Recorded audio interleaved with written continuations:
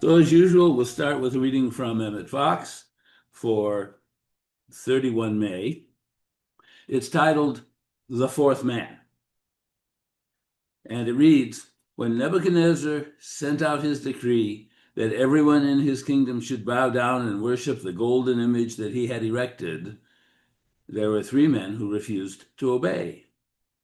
These were Shadrach, Meshach, and Abednego, Hebrew officials in the province of Babylon. Nebuchadnezzar called them before him, and they bluntly told the king that their God would deliver them from the fiery furnace to which they would be consigned. But even if God did not deliver them, they would still serve him and him alone. Nebuchadnezzar had the three men thrust into the fiery furnace, and the heat was so intense that it slew the guards that threw them in. Then, as he looked in upon the three faithful Hebrews, Nebuchadnezzar was astonished to find a fourth man walking in the flames with the other three. Shadrach, Meshach, and Abednego walked out of the fiery furnace without blemish or scar. So it is when we hold steadfastly to God and give all power to him. He sends his messenger to deliver us from our furnace of fear and frustration. Then do we know nothing shall by any means harm us. And the quote from Daniel, blessed be the God of Shadrach, Meshach, and Abednego, who hath sent his angel and delivered his servants that trusted in him. And Alance is almost the same. Blessed be the God of Shadrach, Meshach, and Abednego, who has sent his angel and delivered his servants that trusted in him. Well, today we're lucky enough to have Lori R. to talk. Lori, what was the topic of your talk today? It's 10 laws of life nobody teaches us in school.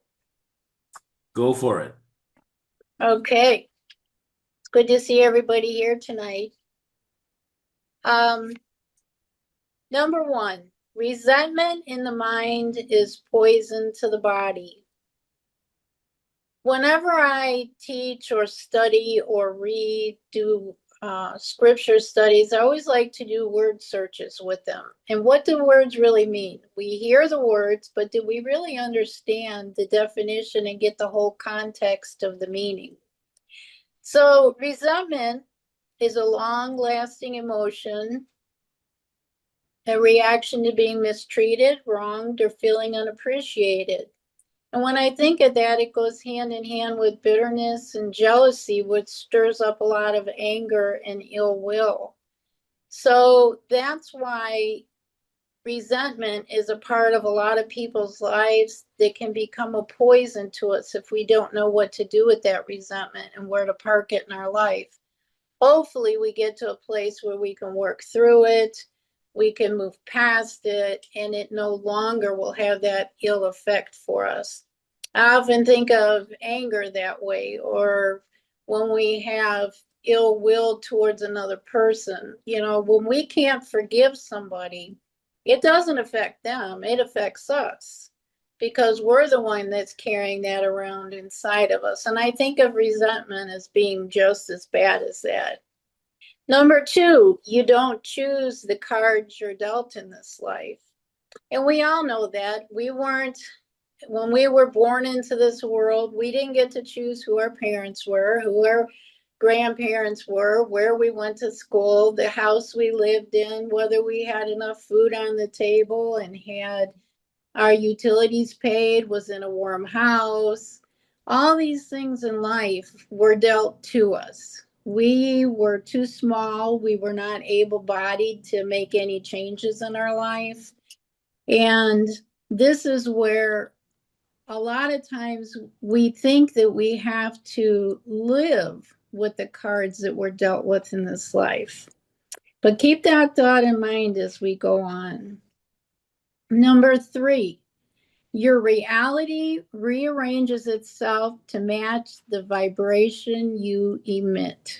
Let me say that again. Your reality rearranges itself to match the vibration you emit. And we all have a level of vibration. I have learned so much about this over the last 2 years. And Laura, you love Michael Beckwith as much as I do. I have a saying that's up on my wall, and over the last 2 to 3 years, this saying has turned my life upside down.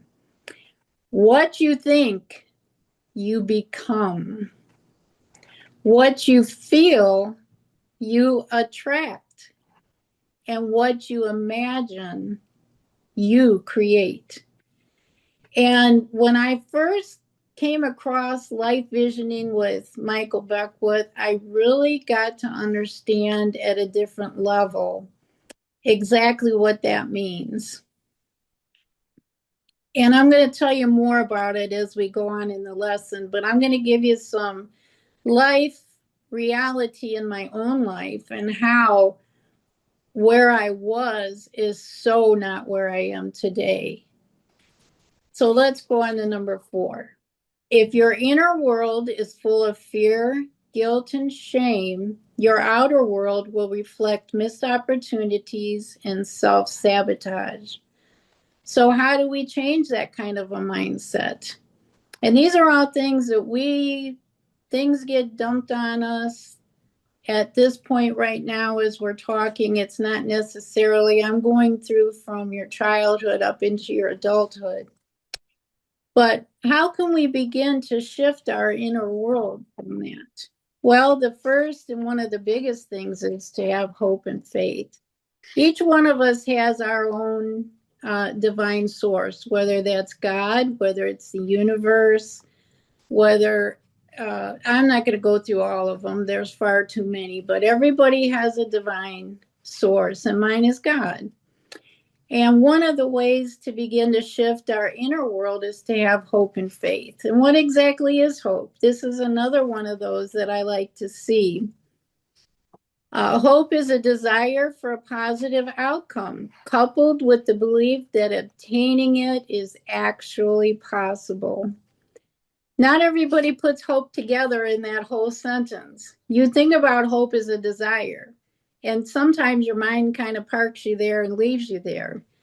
But what about coupling it with the belief that obtaining it is actually a possibility? That changes the whole definition of hope and how we use it in our life. Hebrews 11:1 says, faith is a substance of things hoped for, the evidence of things not seen. In the New International Version, they word it now, faith is confidence in what we hope for and assurance about what we do not see. And we exhibit faith and hope every day in our life. When you get up in the morning, when you sit up in your bed, what's one of the first things you do? You take a deep breath. Do you think about, is your air going to flow today? Are your lungs going to open up, and are you going to be able to take that breath, or do you just wake up and breathe? You're having faith that as your life has been, your life is going to continue. What about when we stand up to get out of bed on the floor? Do we think about, is the floor going to cave through? Is there a crack in the floor and I'm not going to be able to sustain myself and be able to do what I need to today? No.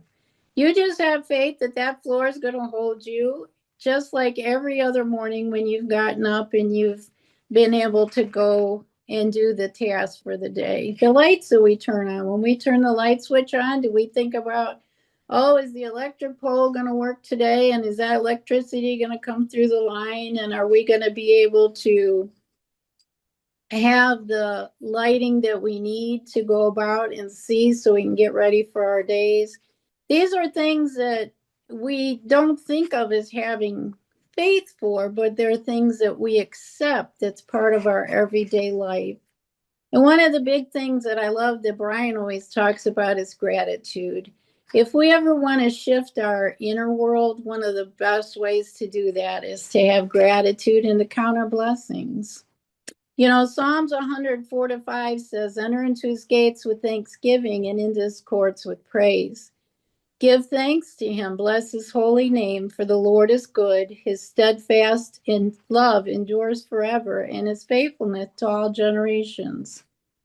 James 1:17 says, every good and perfect gift is from above, coming down from the Father of lights, and who does not change like shifting shadows and winds.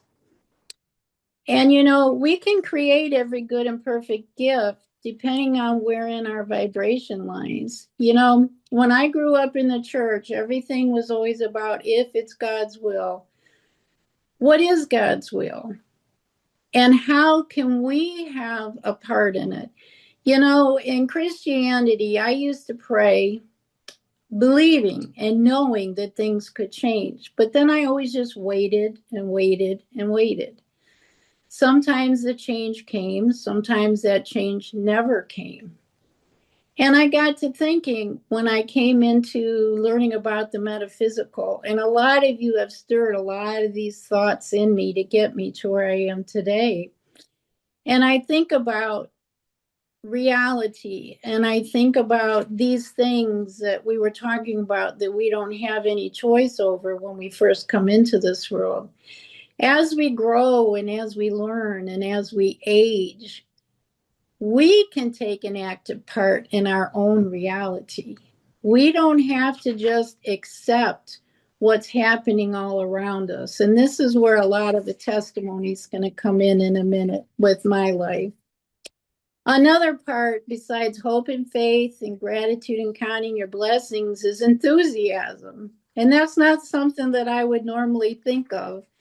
But enthusiasm is a feeling of energetic interest, eagerness, and strong excitement about a subject, activity, or possibility.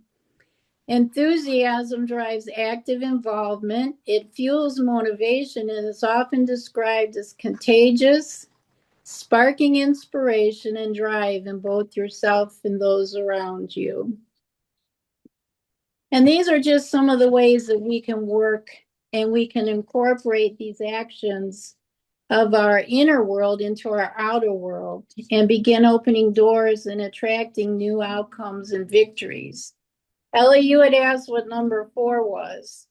If your inner world is full of fear, guilt, and shame, your outer world will reflect missed opportunities and self-sabotage. And then we went into about how we can change our mindsets.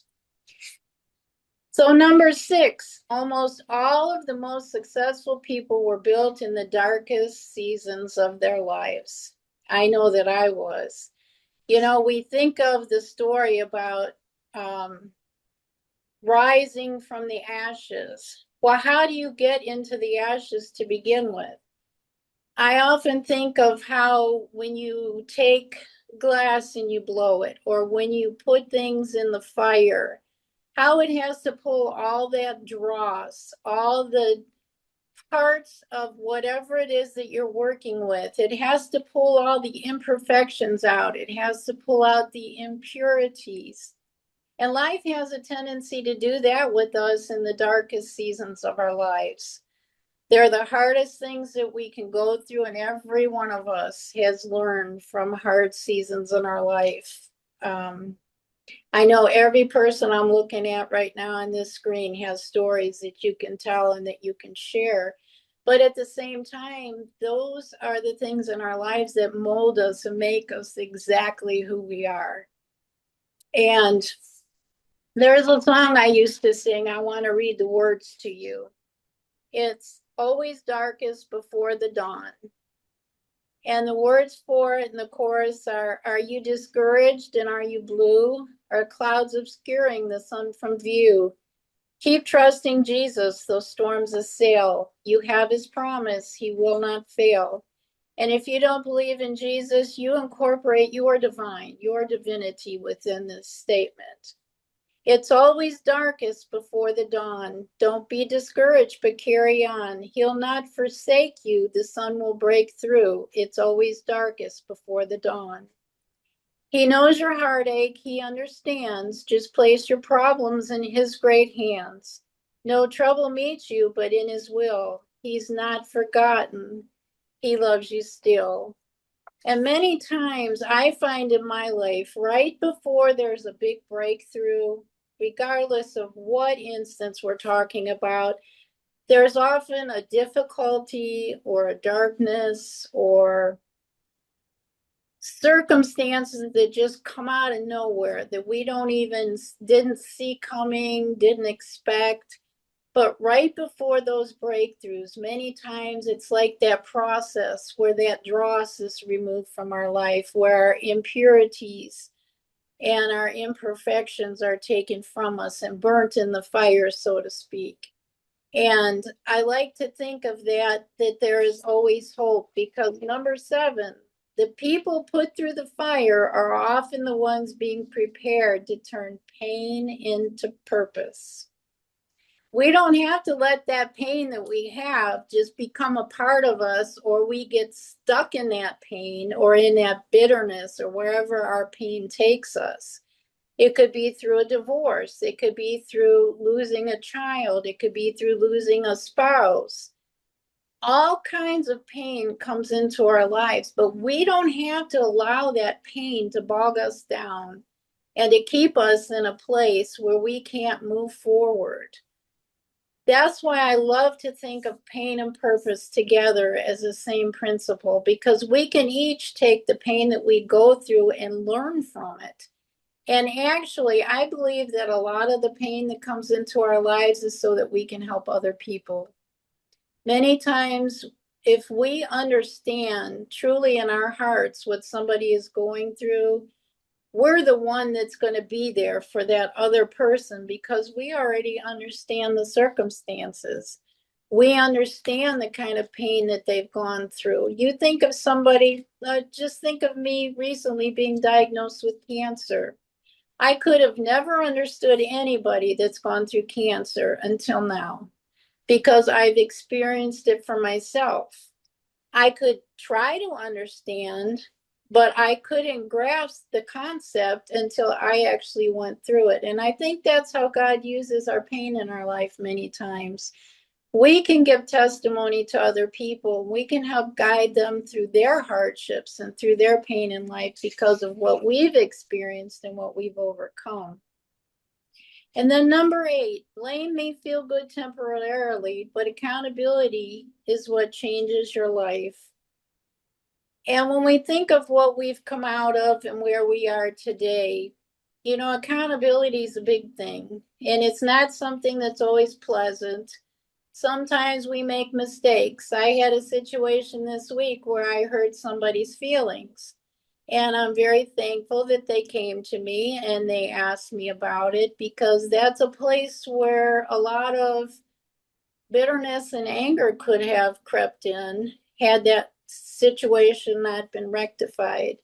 And accountability is something that I think we all need in our lives. And it's something that I like about this group, that we can all hold ourselves accountable to one another, not only just as we learn, but I would like to think that there are people in here that if I ever said anything or did anything that you felt was inappropriate, that you would care enough about me to come and tell me about it.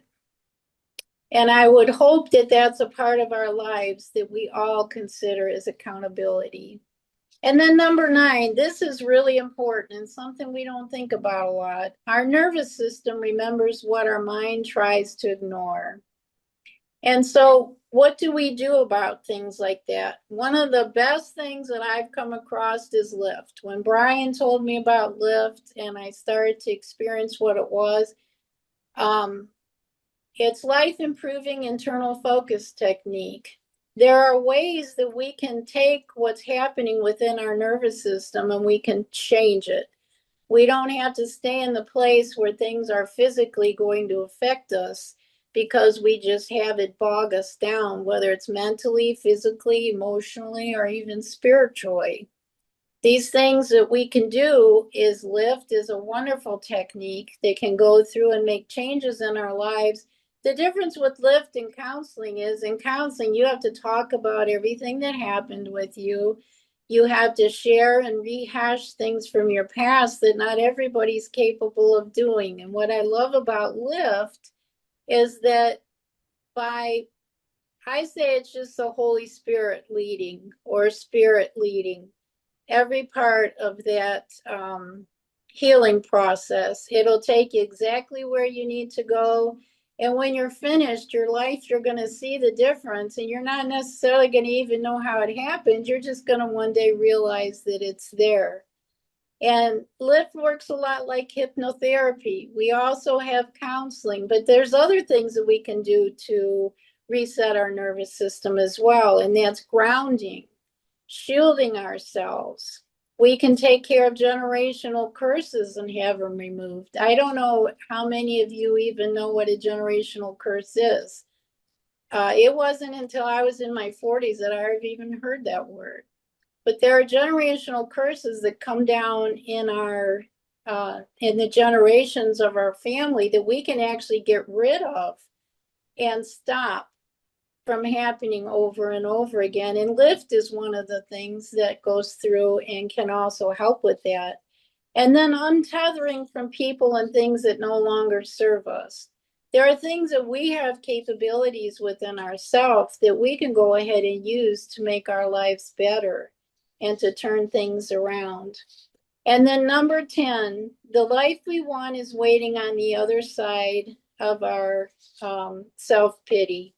A lot of times in life, people can get the attitude of, ooh, woo, woo, you know, I've got this and life is this way for me. But we don't have to park ourselves there.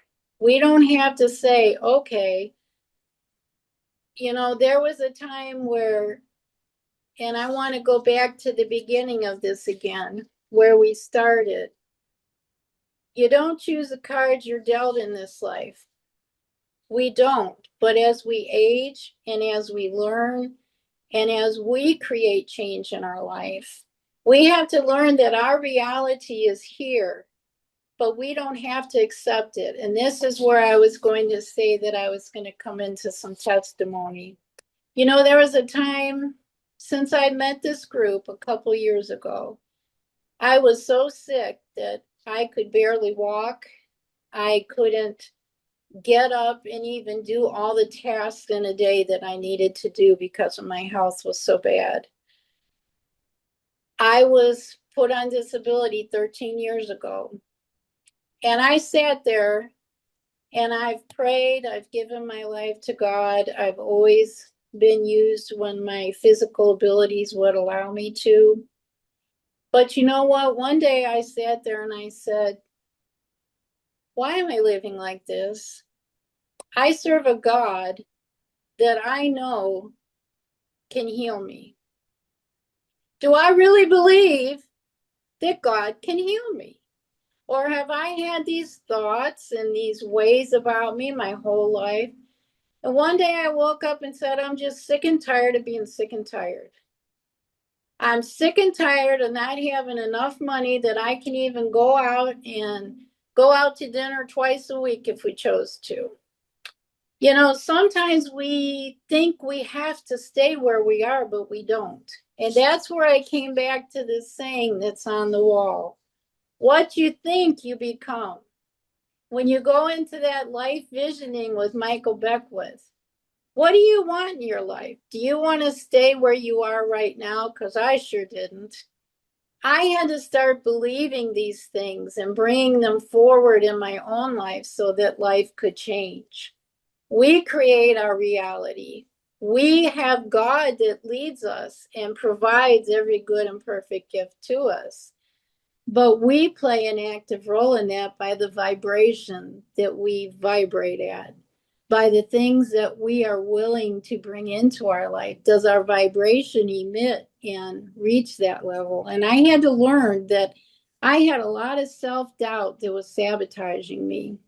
I had a lot of set ideas from religion when I was in the Baptist church. I came out of a fundamental independent Baptist church. I had a lot of mindsets that had to go away till I could get where I could really understand what vibration is, what spirit is. I think of spirit a lot as the Holy Spirit, but that's just how my mind operates. But I know that we have control and that we no longer have to accept the cards that are dealt to us in this life. We did when we were little, we had no choice.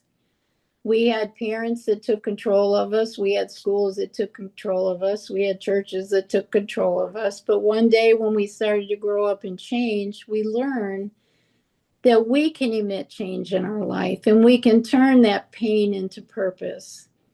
And we can each go to the places where God opens doors for us to be. And I'm so thankful for everybody here. I see such hearts in each one of you. And I've seen your lives change just in the short time that I've been a part of the group. And I just love to see that. And I love to see how everybody is so open and sharing. And these are all things that are wonderful and perfect. And it's something that as I close, I'm just, when I think of gratitude and counting my blessings, this group is definitely high on that list. I think we need to always realize that no matter how life goes, good, bad, ugly, up, down, whatever, we all have each other as well. It's not just our family, it's not just the people and friends that we're close to, but we have each other. Each one of us in this group has a heart for higher things. And it shows every time we meet and every time we talk. I love the discussions we have afterwards. But I just want to close with the thought that we don't have to accept our life as it is. What do we want in life? Do you know that the things we think about and the passions that we seek after are there for a reason? We have those passions because that's our life calling. When I used to think about healing, and all my life I knew that I wanted to go into a ministry of healing. I always wondered, why am I so sick? How am I supposed to be able to get out and be around people and heal people if I can't get out and go? So don't let your reality and what you think is right in front of you stop you from getting to where it is you know you belong. Because we can all get there, and we can all get there with each other's help as well. By having that encouragement and having people to talk to when we need someone to talk to, or if we get stuck in our life, reach out to somebody and let them help you get through that hard time. You never know who's lived through much more than you have and that has wisdom beyond years, even if they're younger. You don't have to be an older person to have wisdom. So that's all I have to say today. Thank you. By the way, Lori, if you will email me after service those 10 statements, I will get them out to everyone so they Thank have you. as a reference point. They were invaluable. Okay, suggestions, comments, Leah, and then Ashley, and then Lori. Okay, I was talking to Ashley a little bit earlier, and I think one of the things we are not taught is, and be number 11, set boundaries. You are allowed to set boundaries. But as a kid, we're taught to always be kind, always be nice. But it's true, don't say nasty things to people. But when you encounter people, make sure you got a boundary. So if somebody wants to invade your energy, whatever, by complaining or pointing at you or talking bad or whatever, that's when you set the boundaries. I'm done with that. I'll talk to you later or whatever. So to me, that should be number 11 also, learning how to set boundaries. Because how many people, it's taken us how many years, some of us, to finally learn, oh, I don't have to take abuse. Oh, I don't have to be a doormat. I don't have to be somebody's, whatever, unless that's what I want. But no, we have to set boundaries because we want the positive into our lives.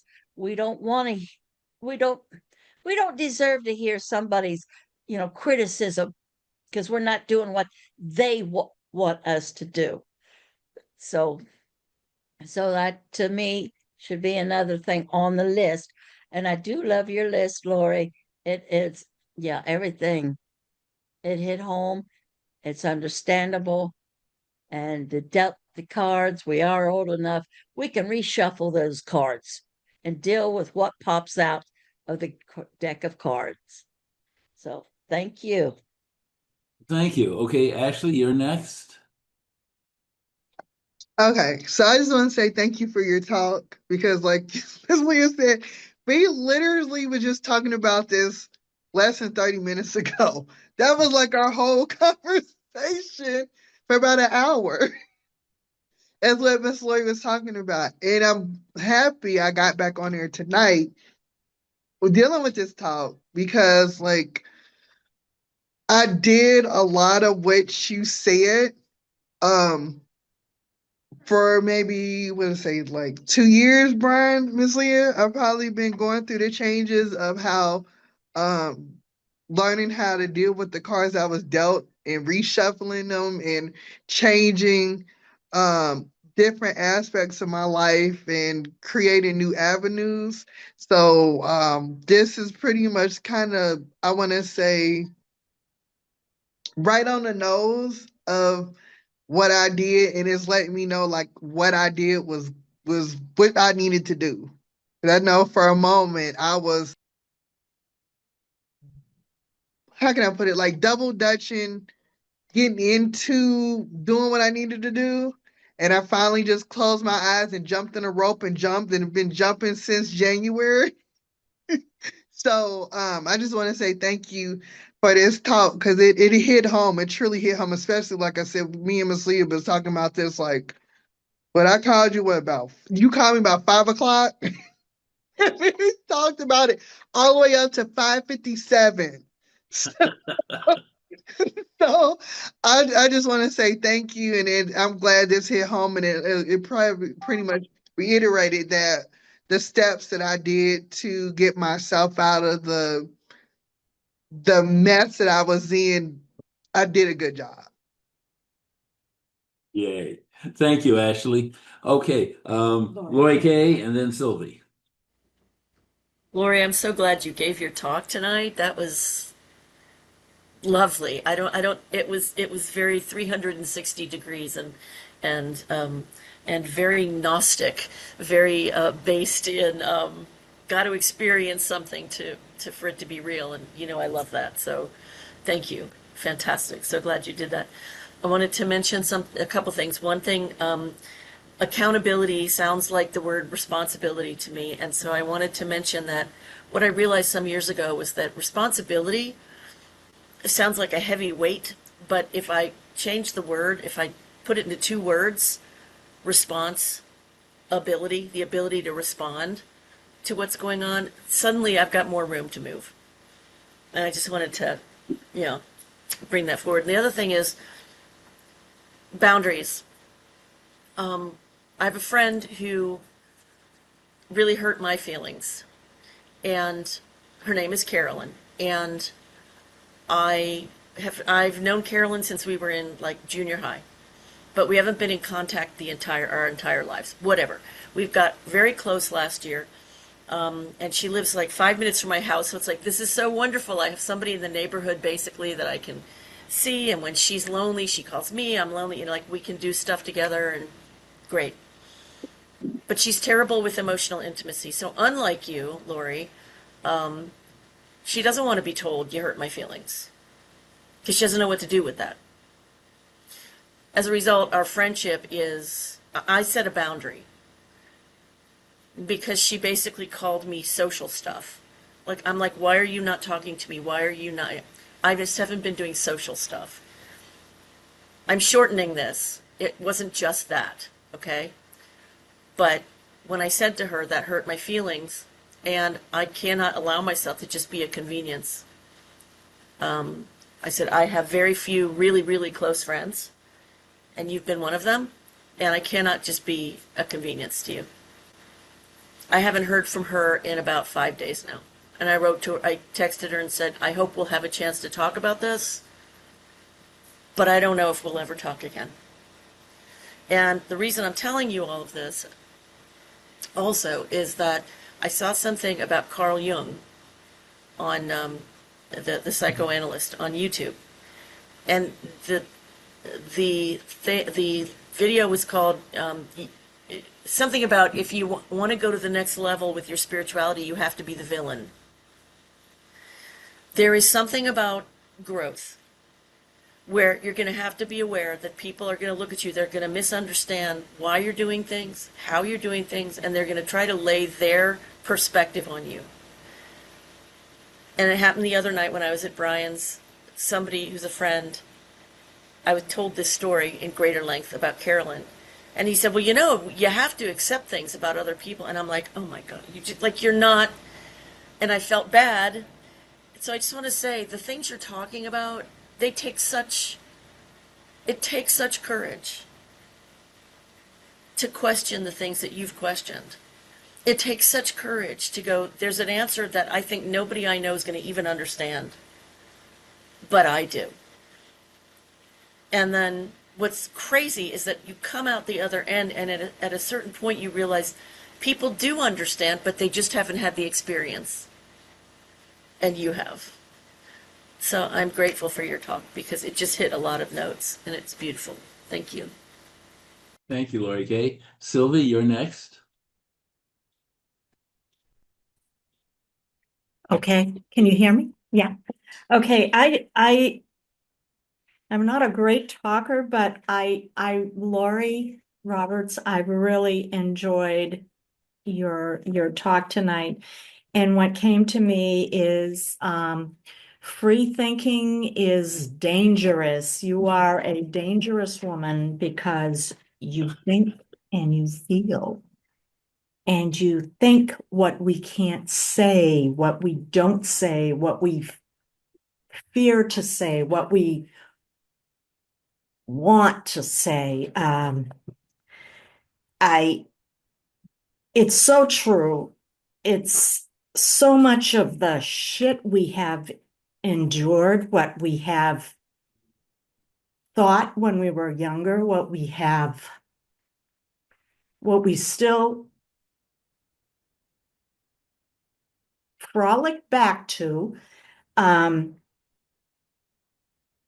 is so, I don't know, untrue.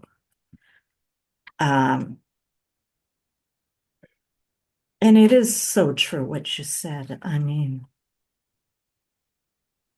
so we need to visit more often. Leah, those people that mess with boundaries are narcissists. I have one in my life, and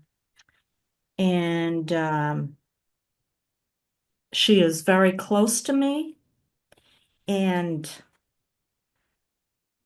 the boundaries that she treads over, I don't like, and try to push back, and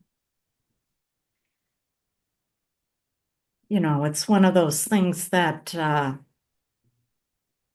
you just got to learn to live with it, or you just keep pushing back, or you just call her out. Doesn't help. But I really did enjoy tonight's chat. Thank you very much. Thank you, Sylvie. Leah? Okay, real quick. Excuse me, real quick, Sophie. Well, for me, I'll try to be quick.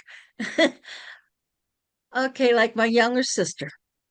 Yeah, she's a holy roly, okay? That's her choice, her decision. But I've learned to, without telling her, you don't have to tell, oh, I got a boundary up, you better not cross. No, you know in your heart what your boundaries is. And she's learned on her own, because of certain things she wanted to, like one time she asked, well, how do you pray, Leah? I mean, what kind of dumb question is that, right? Everybody prays their own way. And I said, well, how do I turned it around and said, well, how do you pray? Or, something like that, or this and that. So I would change the question back to her. So eventually she got mad. It's like, you're not answering my questions. It's like, oh, okay. You're not answering, so I'm going to hang up. Okay. So that's what I mean. You set boundaries. So she learned not to ask stupid questions like that. And one time she was asking, and I called a friend and said, she kept asking me this and this and this. She goes, oh, Leah, it's revival time. Oh, because even though it's my younger sister, there another reason why she did that was for her to prove that I was wrong and she was right, which who cares except her and everything. But when we rare times we did talk, as soon as she started doing that holy roly stuff, oh, look at the time. I gotta go. I've got to go to the bathroom, go to the kitchen and fix something to eat, or oh, I got an appointment to where it doesn't matter. So as soon as she started that, I'd say, oh, time's up and everything. So every time she wanted to approach it, time's up. And you don't have to go and say, you hurt my feelings. Yeah, who cares? Who cares what religion you are? That has nothing to do with anything. It's the boundary. Are you going to sit there? Sometimes, yeah, I've kind of listened to whoever and it's like, That's your own boundaries, like in one ear and out the other. Why push it? Why do this? Who cares? Once you're done, she's done talking. Okay, good time for me to go. And you let it go. That's setting a boundary. So and you don't have to push. You don't have to prove your point because they're not going to believe you anyway. And who cares? Because you're not believing in the crap they're giving you either. So that's what a boundary is at times. Are you going to sit there if you can't get away? Are you going to sit there and listen and absorb it? Or are you going to sit there and say, time to go? And after a while, every time they approach that question or statement or whatever, time to go, they'll get it. They might be a little slow, but as long as you're quick on your feet and get the hell out of there, you're going to be fine. Welcome to boundaries. And that's what they do not teach you when you're young. Lori, or Leah, I can agree with that. So many advice columnists, when someone's in that sort of situation, say, oh, just leave. Just leave. You don't tell them anything. So you can have fun doing that. It frustrates the heck out of some of them. And yay. Okay. Well, I think, oh, yes, Lori R., and then we'll come to close and go to silence. Sylvia, I also thought of the other part that I threw in here about untethering from people and things that no longer serve you. I don't know what your situation is. I don't know if this is a friend, a family member, or anything about the situation, but sometimes when it comes to boundaries, I have to ask myself, does this person still belong in my life? Is it to the point where there's more bad juju coming from the relationship? Have you grown past what you had? So just ask some questions and then you decide, is it a boundary issue or is it a I'm past this, it's time to move on issue? Okay. We thank you, God.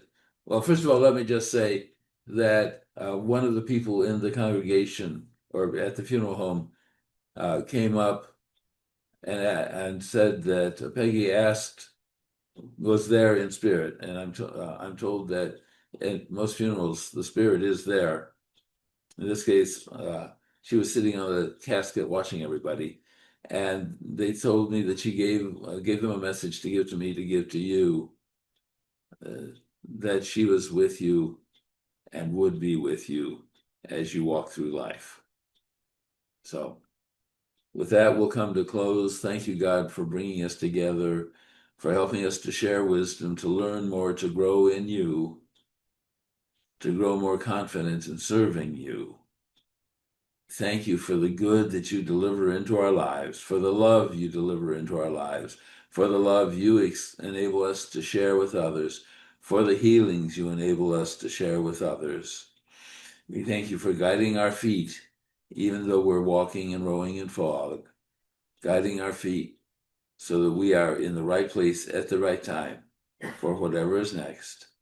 And thank you for guiding us back here so we can share and love and grow together. We give you full credit for all the good and all the healing and all the love in our lives. We say thank you, thank you, thank you, in the name of all the gods, all the powers, and all the love. So be it. See you next week.